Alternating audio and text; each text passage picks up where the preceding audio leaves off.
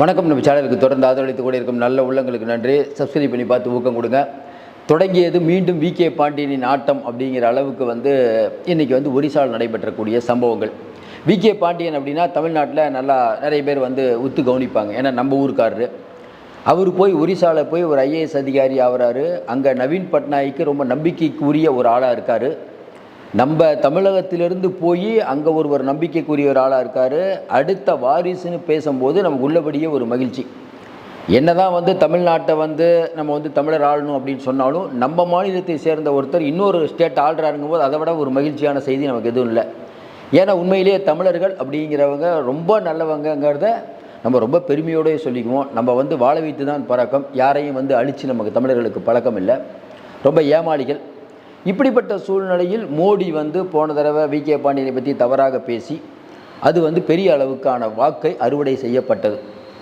இப்போ என்ன சிக்கல் அப்படின்னா, விகே பாண்டியன் சுஜாதா தம்பதியினர். விகே பாண்டியனை நீங்கள் ஊர்க்காரர் இல்லை தமிழர் அப்படின்னு நீங்கள் அவரை அப்புறப்படுத்திடலாம். ஆனால் விகே பாண்டியனுடைய மனைவியான ஐஏஎஸ் அதிகாரியான சுஜாதாவை அந்த மாதிரி சொல்ல முடியாது. அவங்க ஒரிசாவை சேர்ந்தவர். உங்களுக்கு தெரியும், இந்தியாவில் எவ்வளோ மாநிலங்கள் இருந்தாலும் 1905 வருடமே மொழிக்காக தனியாக போராட்டம் நடத்தியது ஒரிசா. 1936 தான் மொழிவாரி மாகாணங்கள் உண்டாக்கப்பட்ட போது ஒரிசா அவர்கள் அந்த மாநிலம் உருவாச்சு. 1936. நம்ம எப்படி மொழி உணர்வு இருக்கோமோ அந்த உணர்வு அவங்களுக்கு இன்னும் அதிகம். கன்னடம் அதிகமாக இருக்காங்களோ அந்த மாதிரி. இப்போ என்ன சிக்கல் அப்படின்னா, சுஜாதா அவர்கள் தன்னுடைய பதவியை விருப்ப ஓய்வு கொடுக்குறாங்க. அதை ஒன்றிய அரசு அங்கீகரிக்கம் பண்ணிட்டாங்க. ஏன்னா சென்ட்ரல்லையும் ஸ்டேட்லேயும் ஒரே ஆச்சு. விகே பாண்டியன் சுஜாதா தம்பதியினர் அடுத்து என்ன பண்ண போகிறாங்கன்னு பார்க்குறதுக்கு முன்னாடியும் இன்றைக்கி ஒரிசாவில் இவங்க எப்படி 2 பேரும் பெரிய ஆளானாங்க பிஜு ஜனதா தளத்தை தெரிஞ்சுக்கிறது நம்ம கடமை. நவீன் பட்நாயக்கோட அப்பா பிஜு ஜனதா தளத்தில் இருந்து வரும்போது நவீன் பட்நாயக் அவரை யாரும் வீழ்த்த முடியாத ஒரு சக்தியாக இருந்தார். 4 தடவை ஒரு சீஃப் மினிஸ்டராக இருக்கிறது சாதாரண விஷயம் இல்லை. 78 வயதாகும் நவீன் பட்நாயக்கு முழுக்க அவர்கள் ஆட்களை விட, ஒரியா மக்களை விட அவர் மனதில் இடம் பிடித்தவர் விகே பாண்டியன். ஏன்னா விகே பாண்டியன் அவர்கள் செக்ரட்டரியாக போகிறாரு. செக்ரட்டரியாக போனவுன்னா அவருடைய துடிப்பு, இதை அவர் வேலை செய்கிறது எல்லாம் பார்த்து கவர்ந்து அவர் தன்னுடைய, அதாவது ஐஏஎஸ் அதிகாரி இருந்தாலும் தன்னுடைய அரசியல் ஆலோசகர் மாதிரி வச்சுருக்கார். இப்படி இருக்கக்கூடிய சூழ்நிலையில் மாநிலம் முழுக்க பார்த்தீங்கன்னா அடுத்து பிஜேபி வராது, நவீன் பட்நாயக் தான் அடுத்து வருவார் அப்படிங்கிறது பெரிய விஷயமாக பேசப்பட்டது. அப்போ மேலே அமித்ஷா என்ன பண்ணுறாரு, விகே பாண்டியன் தான் நாங்கள் மெயின். விகே பாண்டியனை கூப்பிட்டு டெல்லியில் கூப்பிட்டு 2 தடவை ஆலோசனை பண்ணுறாரு. நம்ம 2 பேரும் கூட்டணி வைக்கலான்ட்டு. விகே பாண்டியனும் போனார். பேச்சுவார்த்தைலாம் நடந்தது. ஏன்னா விகே பாண்டியனுக்கு தெரியும் நம்ம ஜெயிப்போம், இருந்தாலும் பிஜேபியை பகைச்சக்கூடாது. ஸ்டேட்டில் பிஜேபி பகைச்சிக்கிட்டோம்னா மற்ற ஸ்டேட்டில் பிஜேபி இந்த நிதி கொடுக்காமல் இருக்கிறது நிறைய தொல்லை பண்ணுவாங்க. பிஜேபிக்கு அனுசரணையாக போயிடுவோம். நம்ம தயவு பிஜேபிக்கு தேவை, நம்ம தான் பெரிய கட்சி, பிஜேபியை கூட வச்சுக்குவோம் அப்படின்னு நினச்சி தான் அவர் ஒரு கணக்கு போட்டார். 2 தடவை பேசி அதுக்கப்புறம் 3வது தடவை அவங்க பேசுகிறாங்க. உடன்பாடு எட்டப்படலை அப்படின்னோடனே என்ன பண்ணுறாங்கன்னா, அப்போயே விகே பாண்டியன் என்ன பண்ணுறாரு, ஐஏஎஸ் பதவியை விட்டுட்டு கட்சியில் சேர்ந்துடுறாரு. கட்சியில் சேர்ந்தோன்னே எப்பயுமே பிஜேபி பண்ணக்கூடிய வேலை தான் பாருங்கள். நவீன் பட்நாயக் நின்ன உடனே கை உதறுது. பக்கத்துலேருந்து எல்லா வேலையும் ஒரு தமிழரான விகே பாண்டியன் தான் பண்ணிகிட்ருக்காரு. அங்கே பூரி ஜெகநாதர் கோயிலில் இருக்கக்கூடிய நகையெல்லாம் பார்த்திங்கன்னா தமிழ்நாட்டுக்கு போயிடுச்சு. அப்போ விகே பாண்டியன் ஒரு தமிழர் அப்படின்னு தமிழர் இதை அடையாளப்படுத்தி ஒரு ஒரிசாவை தமிழர் ஆள வேண்டுமாங்கிற ரேஞ்சுக்கு மோடி போகிறார். எப்பயுமே ஒரு பண்ணுற வேலை தானே. தமிழ்நாட்டில் நம்ம கேட்டிருக்கணும், யோ என்னையா நினச்சிட்ருக்கா, உனக்கு நான் ஓட்டே போடல, எங்கால் ஒருத்தர் அங்கே நல்லா பண்ணிகிட்ருக்கார், அதை வச்சு நீ பண்ணுற என்ன அளவுக்கு எதிர்ப்பு தெரிவிச்சிருக்கணும். கொஞ்சம் இந்த ஒரு விஷயத்துக்கு எதிர்ப்பு தெரியும். எது அங்கே தமிழருங்கிறனால அவர் அந்த அளவுக்கு பேசியிருக்காரு. இங்கே இருக்கக்கூடிய தன்மான சிங்கங்கள் யாரும் குரல் கொடுத்ததாவே இல்லையே. அண்ணாமலையெல்லாம் இவ்வளோ வாய்க்கிலேயே பேசுகிறாரு. உங்கள் மோடி பேசின பேச்சு என்ன? தமிழர் அப்படின்னா நீ என்ன வேணால் பண்ணுவீங்களா? நம்ம ஒன்றும் புரியலையே. இந்த விஷயத்தில் தமிழர்கள்லாம் ஒன்றாக இருப்பாங்க நம்ம உறுதியாக நம்புகிறோம். இந்த சங்கிகள் ஒரு 10 பேர் இருந்துக்கிட்டு தமிழரான விகே பாண்டியன் முதலமைச்சர் ஆகக்கூடாதுன்னு சொல்ல மோடி யார்? குஜராத்தை சேர்ந்த நீங்கள் சென்ட்ரலுக்கு போகலாம். யூபியில் இருக்கவங்க தானே சென்ட்ரலுக்கு போயிருந்தாங்க. குஜராத்லேருந்து நீங்கள் போகலாம். எங்கால் ஒருத்தர் போய் அங்கே கோலை வச்சக்கூடாதான்? எவ்வளோ ஒரு மனசு பாருங்கள். கேட்டால் தமிழ்நாடு, தமிழ் பெருமை, வள்ளுவர், திருக்குறள்னு ஊரை ஏமாற்றிட்டு இருக்க வேலை அதெல்லாம். கோயில் அடிக்க தெரிஞ்சவங்களுக்கு வேறு என்னங்க இப்போ தெரியும்? இது ஒரு கட்சி, இதை ஒரு தலைவர், நமக்கு உண்மையில் கோபமாகுது. இந்தியாவில் இவங்க ஆட்சி பண்ணுறங்கிறதுக்காக எந்த அளவுக்கு பண்ணிகிட்டு இருக்காங்கன்னு பாருங்கள். தமிழ்நாட்டு மக்கள் இதையெல்லாம் பார்த்துட்டும் பிஜேபி வாழ்க, ஜெய் பாரத் மாதா கி ஜெய்ன்னு கமெண்ட் போடுறவங்களெல்லாம் நம்ம என்ன பண்ணுறது? இதுக்கு சில பேர் ஆமாங்க, நம்ம மாநிலத்தில் வெளி ஸ்டேட்டில் ஒருத்தர் ஆண்டா நமக்கு பிடிக்க மாட்டேது, நம்ம மாநிலத்தை வெளி ஸ்டேட் இருக்கவங்க ஆண்டவே இல்லையா? ஏங்க நல்லவாராக இருக்காரான்னு தாங்க பார்க்கணும். இந்த மாநிலத்தை சேர்ந்தவரெலாம் பார்க்கக்கூடாது. குளோபல் ஆகிடுச்சு உலகம்லாம். ஒரு மோசமான அயோக்கியன் நம்ம தமிழ்நாட்டுக்காரராக இருந்தால் அவர் முதலமைச்சர் ஆகணுமா? ஒரு நல்லவர் வெளியூரில் இருந்தாலும் பரவாயில்ல, ஒரு நல்லவர் யோக்கியமானவர் ஆளணுமா? எது ஆளணும்? எல்லாரும் மனிதர்கள் தானே. அப்போ வி.கே. பாண்டியன் அவர்களை வந்து ஒரு நல்ல மனிதரை அங்கே போய் பண்ணிகிட்டு இருக்காரு. மக்கள் செல்வாக்கு இருக்கும்போது அவருக்கு எந்த பட்டத்தை நீங்கள் திருட்டு பட்டத்தை கட்டினார்? அங்கேருந்து வந்து சாவிலாம் இங்கே இருக்குன்ட்டு இவர் ஏதோ யோக்கிய மாதிரி மோடி பேசுகிறதுனா நிறையா பேசலாம். பிரதமருங்கிறனால மரியாதை கொடுத்து ரொம்ப கண்ணியமாக பேசிகிட்டு இருக்கோம். அவர் கண்ணியமாக நடந்து கொள்ளவில்லை, அதையும் சொல்லணும். கரெக்டாக பாருங்கள், தமிழ்நாட்டிலலாம் பிரச்சாரம் முடிச்சு ஆகா ஓகோன்னு சொல்லி இங்கே ஒன்றும் எடுபடாது. அதுக்கப்புறம் ஒரிசால் இருக்கும்போது இந்த பேச்சு பேசுகிறார். அப்போ வி.கே. பாண்டியன் அவர்களை திட்டமிட்டு அவரை காய் நவுத்தி அந்த கட்சியை தோக்கடிக்கிறதுக்கான எல்லா வேலைகளையும் பண்ணி அதில் வெற்றியும் பெற்றுவிட்டார் வி.கே. பாண்டியன். அதுக்கப்புறம் பார்த்தீங்கன்னா வி.கே. பாண்டியன் அவர் என்ன பண்ணிட்டார்? ஒதுங்கிட்டார். பிஜு ஜனதா தள் இருக்க ஒரு 2 எம்பிக்களை விலைக்கு வாங்கியாச்சு, ராஜ்யசபா எம்பியை. அப்போ உடனே சுதாரிச்சா வி.கே. பாண்டியன் என்ன பண்ணிட்டார்? ஒரு ஆலோசனை. வி.கே. பாண்டியனுக்கு சம்பந்தமே இல்லாத ஒரு 4 பேரை கட்சிக்குள்ளே கொண்டு வராங்க. எல்லாம் வி.கே. பாண்டியன் பண்ணுற வேலை தான். சூப்பர் நெட்வொர்க் அது. வி.கே. பாண்டியனுக்கு வேண்டிப்பட்டவராக இருந்தால் நீங்கள் கேட்பீங்க. அவருக்கு சம்மந்தமே இல்லாத ஒரு 4 பேரை வி.கே. பாண்டியன் பேசி தான் வராரு, உள்ளே வராரு. நீங்கள் வெளியில் போய் மக்கள் சொன்னால் நம்ப மாட்டாங்க. 4 பேரை உள்ளே கொண்டு வந்து பிஜு ஜனதா தளத்தில் உங்களுக்கு ஏதாவது பிரச்சனைன்னா இந்த குழுவை அணுகலாம் அப்படின்னு நவீன் பட்நாயக் சொல்கிறது அருமையான அதனால தான் பிஜு ஜனதா தளம் உடையலை. அது வி.கே. பாண்டியன் தான் காரணம்.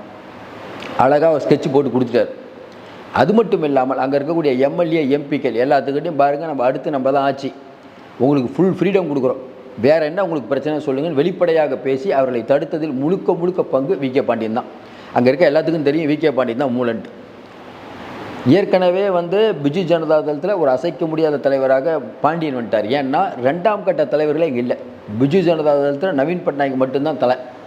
கீழே சென்டர். இப்போ இங்கே ஜெயலலிதாமா இருக்கும்போது யாரையுமே கீழே ஒன்றுமே இருக்க மாட்டாங்க. ஆனால் அங்கே அப்படி இல்லை, வாரிசு மாதிரி இவரை கொண்டு வந்துட்டார் வி.கே. பாண்டியனை.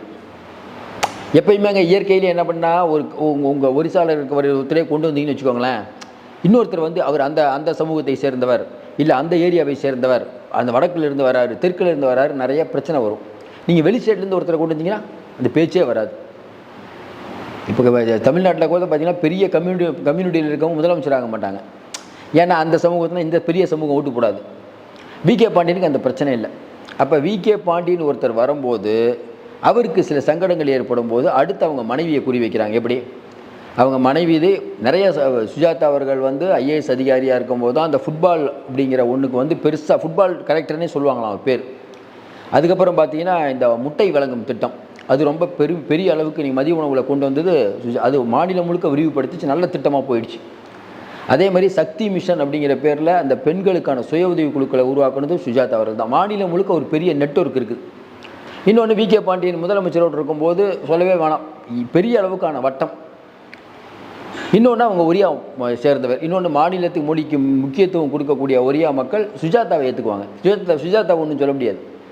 இப்போ சோனியா காந்தியை நீங்கள் வெளிநாட்டுக்காரங்கன்னு சொல்லலாம், ராகுல் காந்தி என்ன சொல்லுவீங்க, பிரியா காந்தி என்ன சொல்லுவீங்க? அது ஒரு சிக்கல் பிஜேபிக்கு இருக்குது. அதே மாதிரி தான். அப்போ சுஜாதா அவர்கள் வந்து இருக்காங்க. எப்பயுமேங்க உங்களுக்கு ஒருத்தர் பிடிக்குதோ இல்லையோ நீங்கள் அவளை அமைதியாக விட்டுட்டிங்கன்னா அடங்கிடுவாங்க. சும்மா அவங்கள வந்து நீங்கள் தொல்லை பண்ணிக்கிட்டே இருந்தீங்கன்னா அவங்க ஒரு தடவை பெரிய அளவுக்கு வருவார்கள். நீங்கள் எல்லா ஸ்டேட்லேயும் அதே மாதிரி தான். என்னாச்சு? இது நம்ம பேர்னது அவங்க வந்து அமைதியாக இருக்கும்போது விடுப்பு கேட்குறாங்க. இது 6 மாதம் குழந்தைங்கள பார்த்துக்கணுன்னு பர்மிஷன் கேட்குறாங்க, கொடுத்தாங்க. மீண்டும் 3 மாதம் எக்ஸ்டென்ஷன் கேட்குறாங்க. நிறைய பேர் கொடுத்துருக்காங்க. இவங்களுக்கு 3 மாதம் எக்ஸ்டென்ஷன் கொடுக்கலன்னா அவங்க பதவியே வேணான்னு ரிசைன் பண்ணிட்டாங்க. இப்போ என்ன சொல்கிறாங்க? ரிசைன் பண்ணிவிட்டு ஒரு 6 மாதத்தில் பிஜு ஜனதா தளத்தை சேர போகிறாங்க. ஏன்னா 78 வயசு ஆச்சு நவீன் பட்நாயக். அவங்க ஆக்டிவாக செயல்பட்டால் அவங்கள ஒன்றும் தடுக்க முடியாது. அதுவும் ஒரு லேடி, ஒரு பெண் அப்படிங்கிறவங்க, அதுவும் இல்லாமல் பிஜு ஜனதா தளத்தை நவீன் பட்நாயக் வாரிசு மாதிரி வராங்கன்னா அது அங்கே இருக்கக்கூடிய மக்கள்கிட்ட இம்பேக்ட் ஏற்படுத்தும். ஏன்னா வி.கே. பாண்டியனை நீங்கள் வந்து வெளி ஸ்டேட்டுங்களா அவங்கள என்ன சொல்லுவீங்க? இன்னொரு பக்கம் பார்த்தீங்கன்னா நவீன் பட்நாயக் 20 ஆண்டு காலம் ஆட்சி நடத்தினார். இதுவரை ஊழல் குற்றச்சாட்டு எதுவும் இல்லை.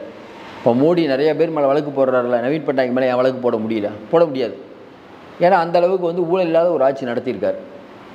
ஆனால் இப்போ கொஞ்சம் வந்து 6 மாதம்தான் கவர்மெண்ட் அவ்வளோ பெரிய பிரச்சனை. இப்போ கூட பார்த்தீங்கன்னா இந்த பூரி ஜெகநாதர் கோயிலில் அந்த தேரோட்டம் நடக்கும்போது நிறைய பிரச்சனைலாம் ஆகி இந்த சாரம்லாம் கழட்டு விழுந்து ஆட்சியில் பெரிய அளவுக்கு ஊழல்னு இப்போவே வருது.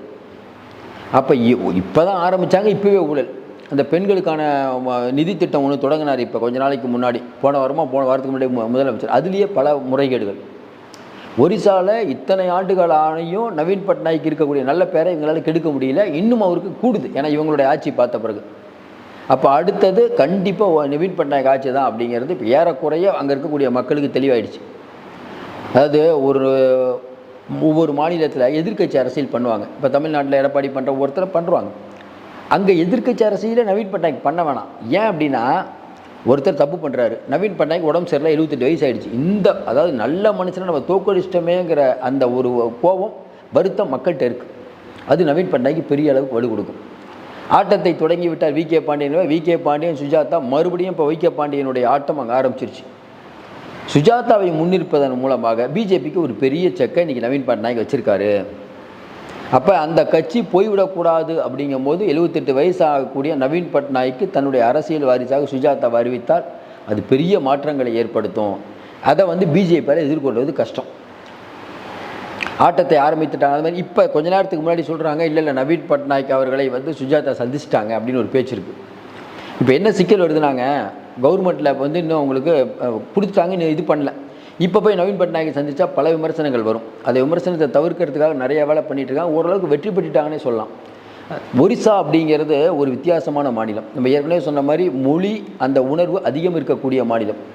எந்த மொழி உணர்வை வைத்து வி.கே. பாண்டியன் அவர்களை அவுட் ஆக்கி அதன் மூலியமாக நவீன் பட்நாயக் கட்சியை மோடி அடித்தாரோ, அதே மொழிப்பற்று வைத்து அதே மொழியில் இருக்கக்கூடிய சுஜாதா அவர்களை வைத்து இன்றைக்கி நவீன் பட்நாயக் ஒரு ஆட்டத்தை காமிக்க போகிறாரு. சுஜாதா அவர்கள் கேட்கக்கூடிய கேள்விக்கு மோடியால் இன்றைக்கி பதில் சொல்ல முடியாது. என்ன கேட்பாங்க, ஏற்கனவே நான் ஐஏஎஸ் அதிகாரியாக இருந்தேன், என்னுடைய அதிகாரத்தை குறைச்சி ஒன்றுமே இல்லாத டிபார்ட்மெண்ட்டுக்கு என்னை போட்டிங்க, அதுக்கப்புறம் என்னுடைய லீவ் கூட கேட்குறேன், அந்த லீவ் கூட எக்ஸ்டென்ஷன் பண்ணல, இவ்வளவு எனக்கு தொல்லை கொடுத்தாங்க. ஒரே காரணம், எங்களுடைய கணவர் நவீன் பட்நாயக் துணையாக இருக்காங்க. ஒரே காரணம், நாங்கள் என்ன தவறு செய்தோம் அப்படின்னு அவங்க நீதி கேட்டு நெடும்பயணம் போனாங்கன்னு வச்சுக்கோங்களேன். அது பிஜேபிக்கு பெரிய அளவுக்கு பாதிப்பு. இப்போ பிஜேபி அதை உணருது. ஆட்டத்தை ஆரம்பிக்கிற மறுபடியும் சொல்கிறோம், தமிழர்கள் அப்படிங்கிற ஒருவர் இங்கேருந்து போய் அங்கே நல்ல வேலை பண்ணிகிட்டு இருக்கும்போது ஏன் வி.கே. பாண்டியனை ஊழல் பண்ணியிருக்காருன்னா, நீங்கள் தான் ஆட்சிக்கு வந்தீங்களா, அவர் மேலே ஊழல் குற்றச்சாட்டு சொல்ல வேண்டியதானே, தமிழர் நிறையா கொள்ளடிச்சிட்டான்னு சொல்ல வேண்டியதானே. தமிழர் இழிச்சவாயனாக இருந்தாருன்னா பேர் வாங்கியிருப்பாங்க, தமிழர் கொள்ளையடிச்சிட்டாருங்கிற பேர் எப்பயும் வாங்க மாட்டார்கள். மற்ற ஸ்டேட்டில் இருக்க உங்களுக்கு இருக்கிற நாணயத்தை விட தமிழர்கள் எந்த வகையிலும் குறையில்லை அப்படிங்கிறது எங்களுடைய. நீங்கள் நாணயமானவர்கள், ஆனால் எங்களை நாணயமற்றவர்கள் நீங்கள் சொல்கிறத நாங்கள் ஏற்றுக்க முடியாது. நாங்கள் குஜராத்காரங்களே யாரை பார்த்து இப்படி தப்பு சொல்கிறோமா, உங்களுக்கு மட்டும் ஏடு இவ்வளோ வன்மம். அதுவும் இந்த மோடி நிறைய வேலை பண்ணுவார். ஏற்கனவே இஸ்லாமியர்களை விரட்டணுங்கிற ஐடியா ஆர்எஸ்எஸ். இவர் ஸ்டேட்டில் பிரச்சனை பண்ணுறாரு. ஏற்கனவே பிரச்சனை மொழியை வச்சு நிறையா பண்ணிகிட்ருக்காங்க. சீக்கிரம் மோடி வீழ்வார் அப்படிங்கிறது தான். ஏன்னா ஹிட்லர் முசோலினி எவ்வளவோ சர்வாதிகாரிகளை பார்த்துட்டோம். இந்த சர்வாதிகாரம் எவ்வளோ நாள் அப்படிங்கிறத மக்கள் சீக்கிரம் ஒரு முடிவு செல்வார்கள். இல்லைன்னா அவங்க கட்சியில் இருக்கவங்களே பிஜேபி தோற்கடிப்பார்கள் தான் நிதர்சனம். மீண்டும் சந்திப்போம். நன்றி, வணக்கம்.